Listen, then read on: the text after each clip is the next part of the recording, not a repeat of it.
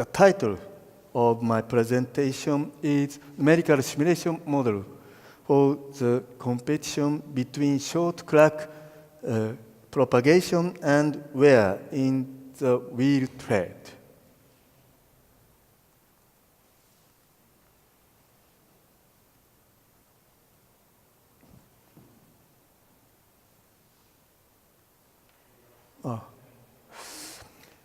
The main findings of this research are: first, a numerical model is developed to simulate the competition between clock propagation and wear in a rail in a wheel thread. Next, the model is shown to operate properly when applied to the results of twin disk fatigue test. And next, the railway thread is hardly damaged by 1,000 kilometer straight run.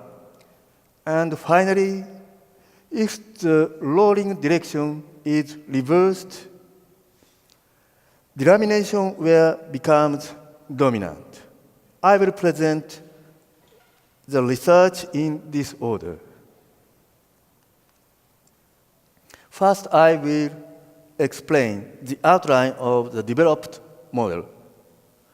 We consider clock propagation in a two-dimensional microstructure area that consists of hexagonal network of ferrite and pyrite grains.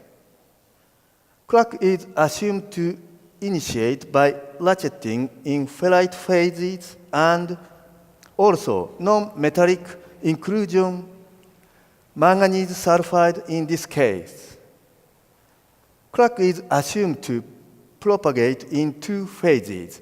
Stage 1, under the influence of microstructure, and stage 2, in that the propagation is described by continuum mechanics, and we use the Hobson model in both stages. A clock coalescence is represented by assuming that linking occurs when clock length reaches a critical length and the tip-to-tip between the clocks is less than a critical distance. Clock growth near the surface can be strongly influenced by surface roughness. We consider that the surface roughness causes pressure peaks with amplitude that depend on the perturbation amplitude and wavelength on the contact surface. As for the wear, the simulation in the model is based on the Archard model.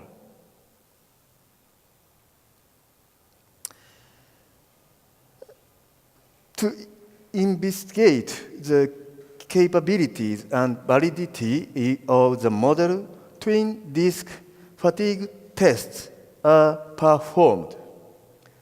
Test conditions are clippage is 1%, where the wheel disk faster, the maximum contact pressure is 1.1 gigapascal, the contact area is lubricated by the water supplied 1 drip per second.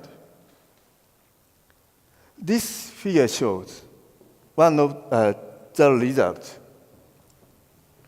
Clock initiated and propagated on the surface of rail disk, but rarely found on the wheel disk after around 1 million cycles.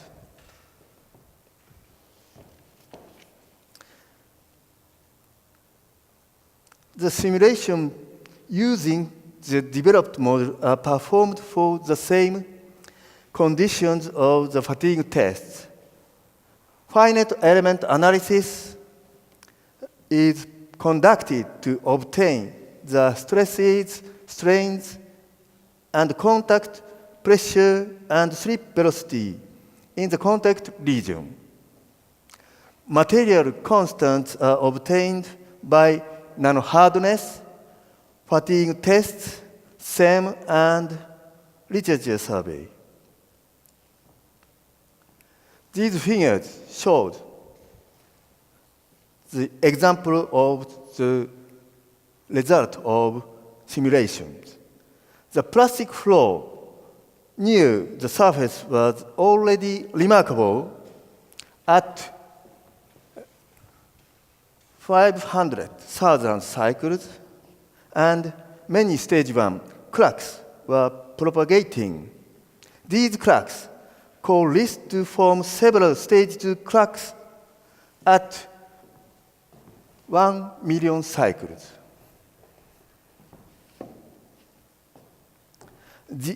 The wear from the surface is clearly shown. The simulation results confirm that the developed model can operate properly. Next, the model is applied to the wheel tread.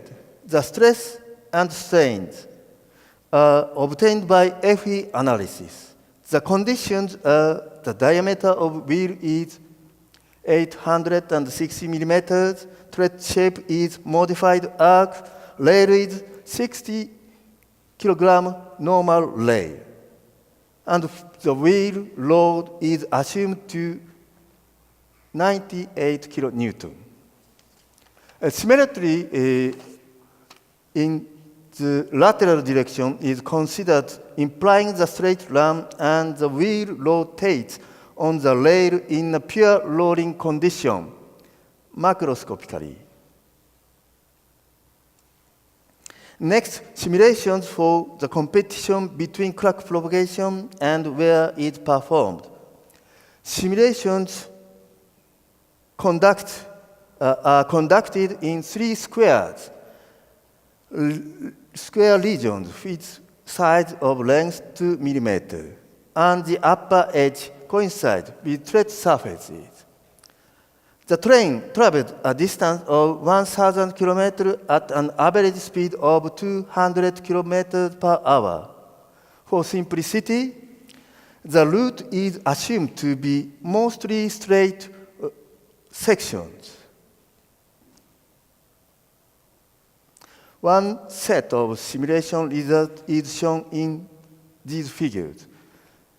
The left figure is the initial condition and right after 1,000 kilometer run. Under these conditions, the stress and strain generated near the tread surface was so small that almost no microscopic plastic flow occurred.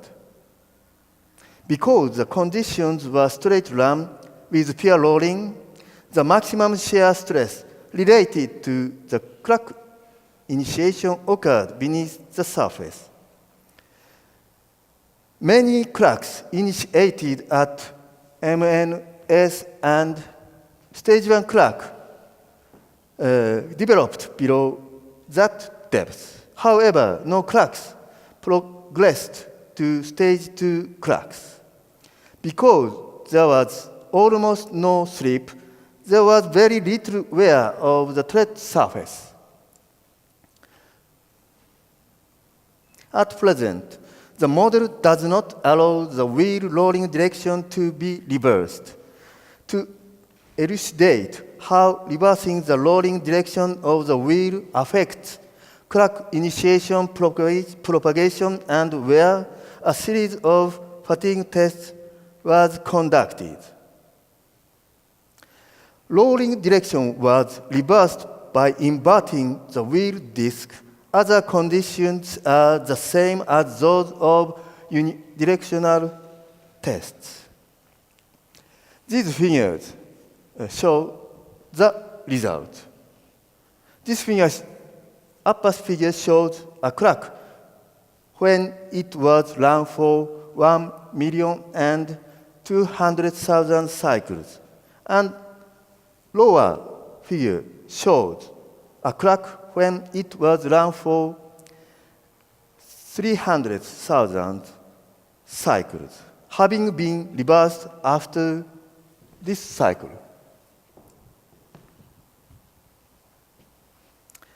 The clock clearly tended to propagate parallel to the surface when the disk was reversed, and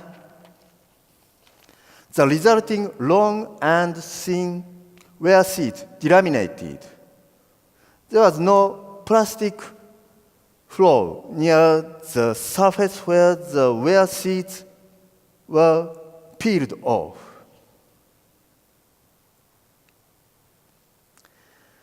The reason of this phenomenon is considered as follows.